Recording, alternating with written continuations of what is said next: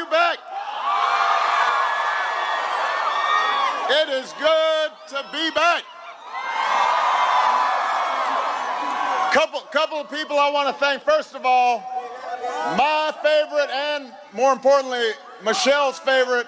Give it up for the great Stevie Wonder. I was going to come up and sing with Stevie,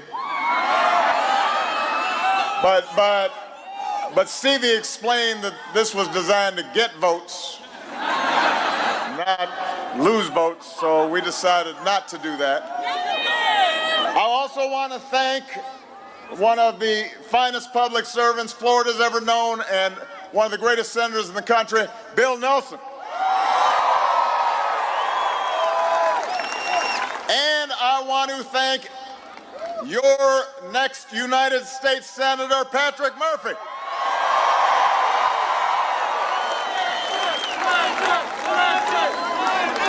Two days, Florida. 2 days to decide the future of this country. And I need you to go vote. I need your help to help finish what we started 8 years ago. Think about where we were when I last visited Florida in the final days of the 2008 campaign. Living through 2 long wars, about to enter into the worst economic crisis in 80 years. Because of you, we have been able to turn the page. We fought back. We avoided a depression. We restored the housing market. We helped to make the financial system work again. We raised incomes. Poverty fell. Created 15.5 million new jobs. Unemployment rate 4.9%, near a 9-year low. 20 million Americans have health insurance. We kicked our addiction to foreign oil, doubled our production of renewable energy, became a world leader in climate change. Oh, and by the way, gas is $2 a gallon.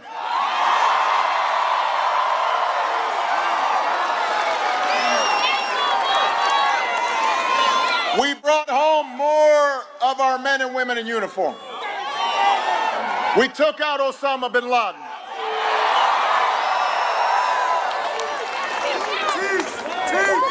High school graduation rates all-time high. College enrollment at an all-time high. We helped to make sure that in all 50 states, people have the freedom to marry who they love. No wonder I got gray hair. We've been working hard.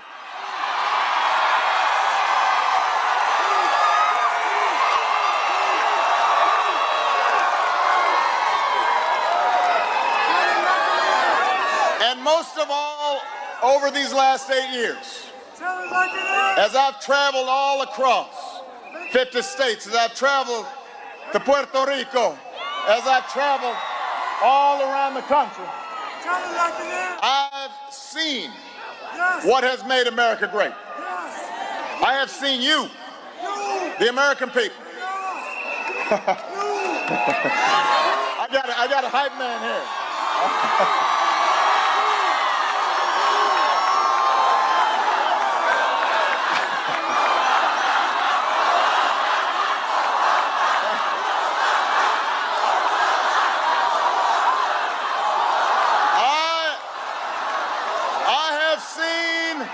Americans of every party and every faith who know that we are stronger together.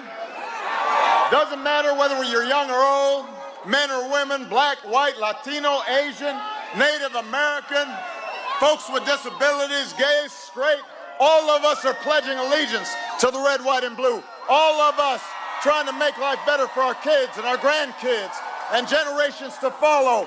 And I will tell you there is only one candidate in this race who has devoted her life to lifting up that better America, and that's the next president of the United States, Hillary Clinton.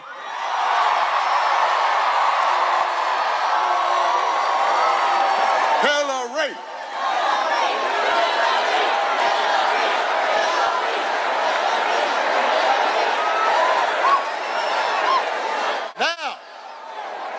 Here's the thing, though, Florida. All the progress we've made goes out the window if we don't win this election. And we win this election if we win Florida. If we win Florida, it's a wrap. We win Florida, it's over.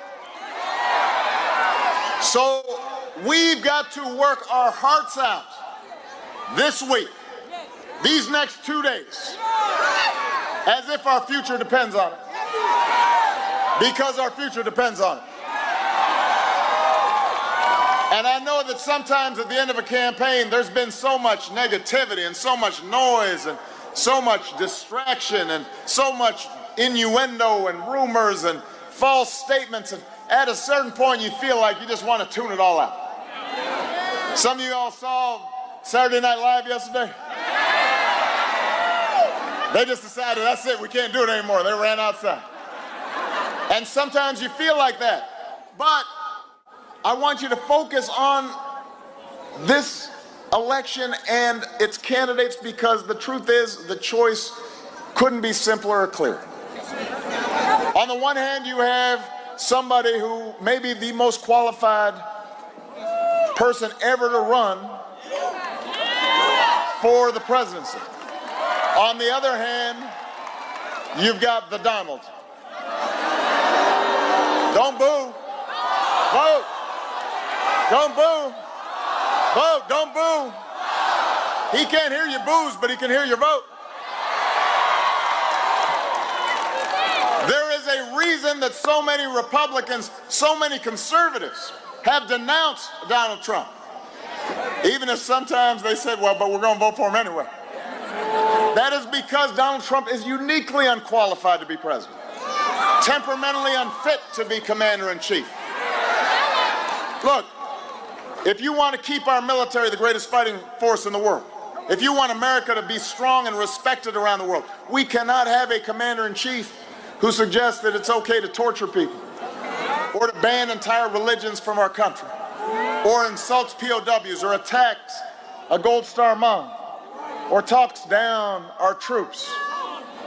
Even a Republican senator said we cannot afford to give the nuclear codes to somebody so erratic. Think about that.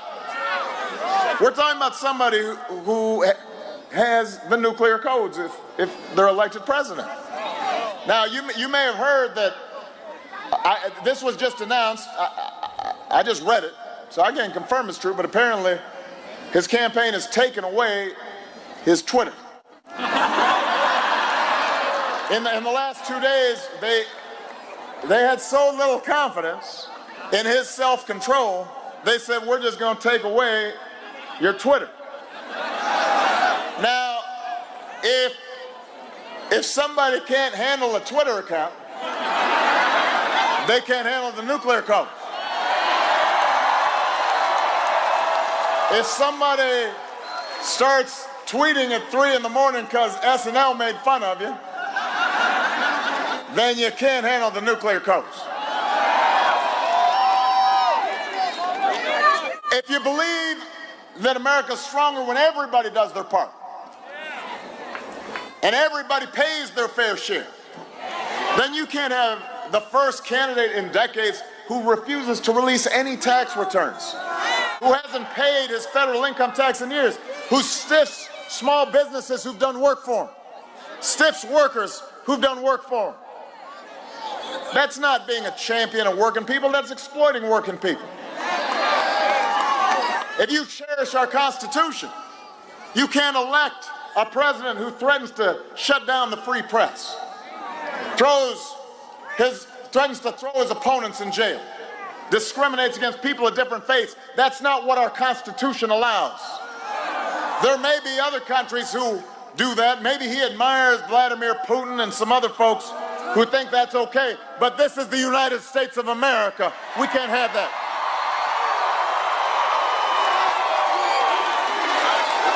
USA. USA.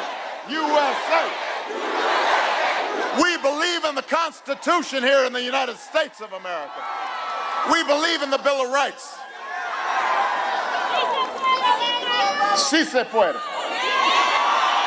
If you believe that we're stronger together, we cannot elect a president who vilifies minorities, who mocks Americans with disabilities, who calls immigrants criminals and rapists.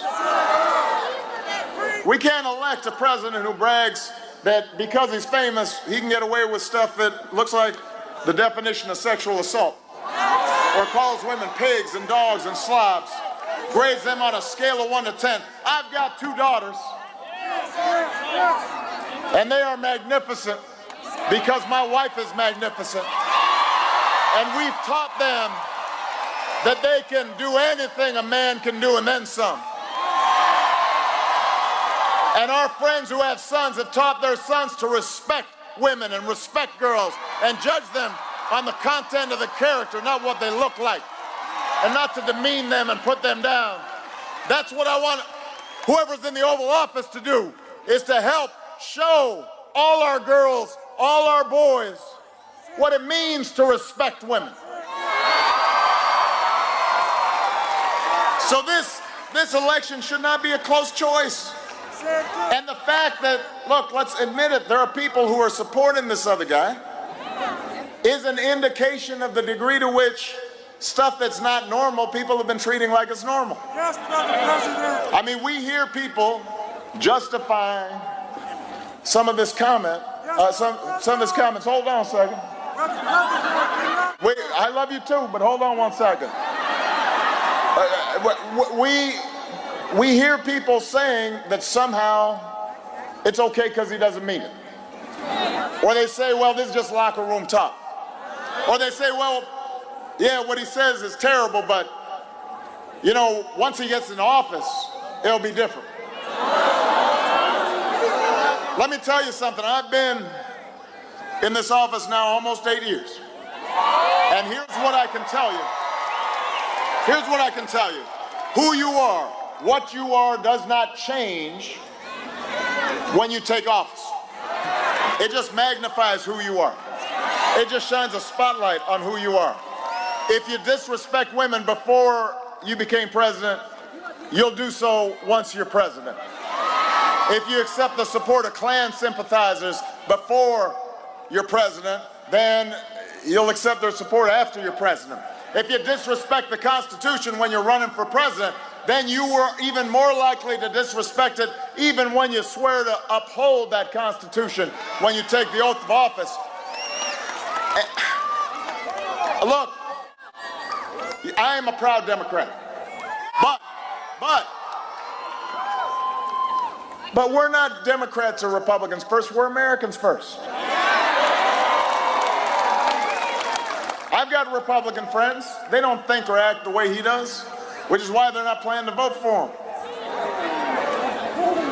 Our values are at stake. You know, just a little example. I was in Fayetteville. Some of you may have seen this. And it was a packed hall, and a Trump supporter stood up with a sign. He was an elderly gentleman. Had a military uniform on. I couldn't really hear what he was saying. And everybody in the crowd started shouting him down and booing. And I said to everybody, you know what, just settle down. First of all, he's not doing any harm. Second of all, he's elderly. Third of all, we have free speech in this country.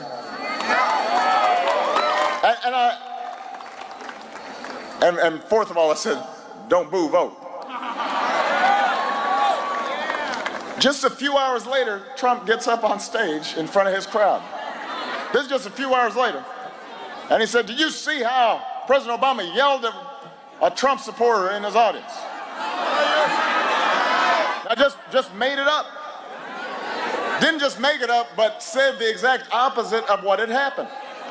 With impunity. There was tape. There was a video. And some of the press called him out on it, but the point is that he thought it was okay just to lie in front of all his supporters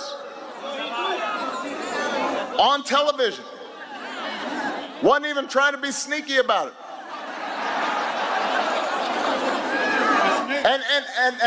But that says something about how unacceptable behavior has become normal.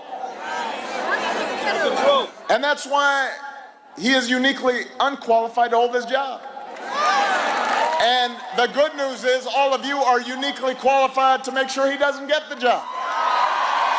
Florida, you just got to vote. And the good news also is you don't have to just vote against somebody. You got somebody to vote for. You got somebody who's worthy of your vote. Because she is smart, and she is steady, and she is tested. Probably the most qualified person ever to run for this office, our next president, Hillary Clinton.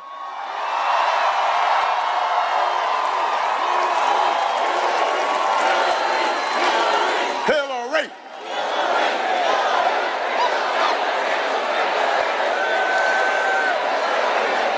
This is somebody who's dedicated her life to making this country better. Think about how she got her start. While Donald Trump and his developer dad were being sued by the Justice Department for denying housing to African-American families, Hillary was going undercover from school to make sure minority kids were getting equal education. She has not stopped fighting for justice and equality ever since. Her heart's in the right place, works hard every day. I know. I ran against her, and it was tiring because she worked so hard. I benefited from it because she came to work for me and she was there in the room when we were making tough decisions, when we were deciding whether to go after bin Laden. She circled the globe tirelessly as Secretary of State, earned the respect of world leaders. Her efforts weren't always flashy. Folks didn't always appreciate them here at home, but she made me a better president. She made this country stronger. She understands the challenges we face. And by the way, when things don't go her way, she doesn't whine, she doesn't complain, doesn't talk about things being rigged, just works harder, comes back stronger, come back better. She's like the Energizer Bunny. She just like keeps on going. She will be an outstanding president, especially if she gets some help, which is why you gotta also vote for Patrick Murphy for United States Senate.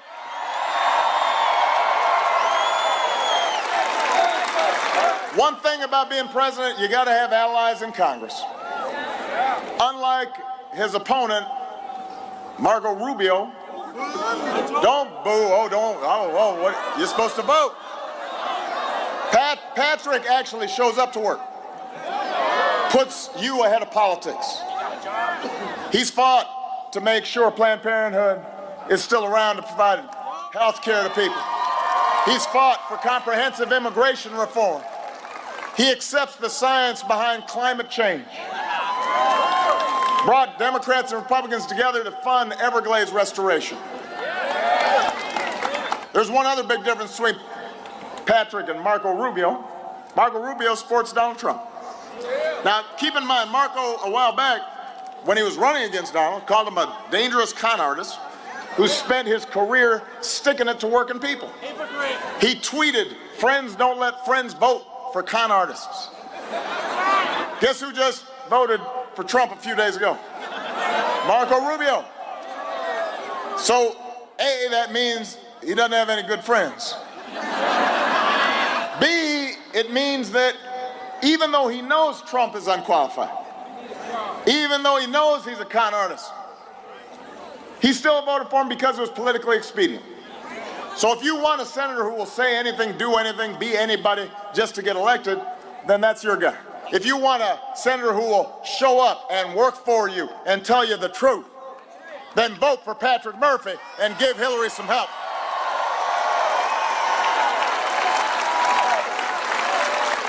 It's not enough just to vote for Hillary. You can't stick her with a Republican Congress that behaves the way they've been behaving with me. I mean, we were about to go into a Great Depression. By the way, because there had been a Republican administration that had created a whole bunch of problems, we were coming in to clean it up. And they refused to lift a finger, said no to everything we said we would do. And now they want to take credit for like the auto industry being saved. No, they weren't there. They said no. Run back the tape. Instead, what they've done is to practice unprecedented dysfunction in Washington. And they say now that they're going to do the same if Hillary wins, promising years of hearings, years of investigations, years of shutdowns, more obstruction, more repeal votes. You know, Marco Rubio said he would not have supported the nomination of Supreme Court Justice Sonia Sotomayor, an outstanding jurist, first Latina on the bench, proud of her Puerto Rican heritage, by all accounts doing an outstanding job. He would not have voted for her. Now, he and his Republican colleagues are threatening to block all Supreme Court justices. Okay, we need a medic. They'll be all right. Don't worry. People fall down when you're standing up this long. Everybody bend their knees real quick. There you go. Do a little exercise. They'll be okay. Just give them some room. So now they're threatening to block all nominees. And they're suggesting they might impeach Hillary. They don't know what for yet, but they're thinking about it. You know what? That's not how this democracy is supposed to work. If a Democrat was threatening to do that, I would say that's wrong. It's not any better when a Republican decides to do it. Gridlock is not some mysterious fog that descends on Washington. It's not both sides being equally wrong. Gridlock has been happening because you got folks like Marco Rubio who decide to oppose anything that's good for the country if a Democrat opposes it. You want some more endless gridlock? Vote for Republicans. You want an America that can do better, that can put people back to work, that can make sure that young people can go to college, that can provide child care for the single mom, that will raise the minimum wage, that will make sure that we've got paid family leave, then you need to vote for Democrats up and down the ticket. You got to vote for Hillary. You got to vote for Patrick. People who will put you ahead of politics, who are ready to do work and move this country forward. So here's the bottom line. Here's the bottom line. There is something more fundamental at stake in this election than any policy, any plan. It's about the character of this country. Who are we? What do we stand for? What do we project around the world? When Hillary was young, her mom taught her the Methodist Creed. Do all the good you can for all the people you can in all the ways you can for as long as you can. That's what she believes. That's the idea she believes she can summon from all of us in this country. That's what America's about. You know what makes America great? The reason people from all around the world have looked up to us and want to come here, it's not because of the size of our military. It's not because of our wealth. It's because this country was founded for the sake of an idea. We hold these truths to be self-evident, that all men are created equal, that we are endowed by our Creator with certain inalienable rights. You don't have to be born into wealth and privilege in this country to succeed.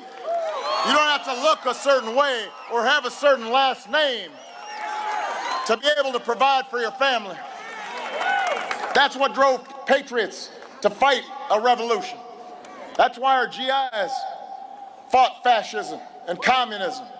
It's what gave women the courage to reach for the ballot, marchers to cross that bridge in Selma, workers to organize for collective bargaining and better wages. That's what makes America exceptional and great. It's not about what somebody on high will do for us, it's what we do together. From the bottom up, citizens, self-governing, helping to move this country forward, and Hillary understands that. She knows our democracy is big, it's diverse. We don't demonize each other all the time. Progress requires compromise, she knows that. She knows that none of us are perfect, not even presidents.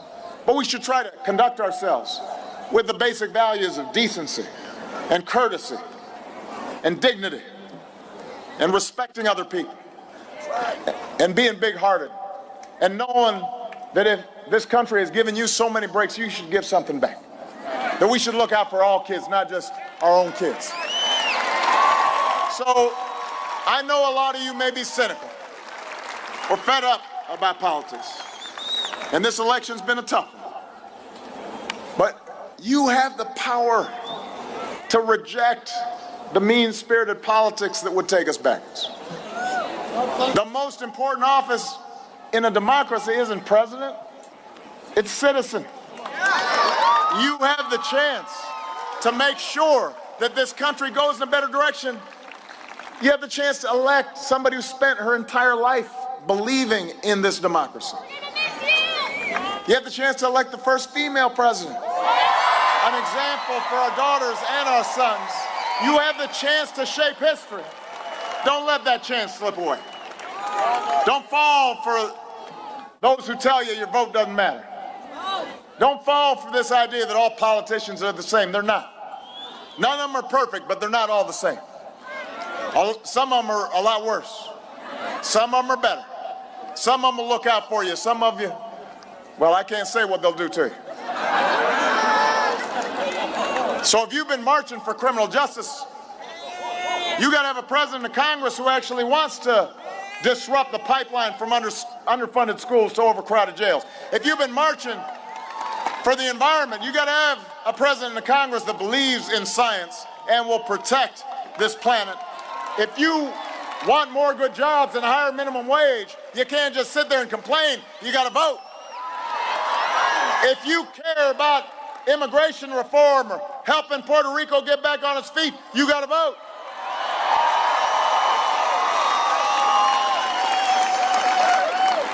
You know, over these last 8 years, a lot of things have happened, but I can tell you unequivocally, without a doubt, with data to back it up, that this country is a lot better off now than it was when I came into office.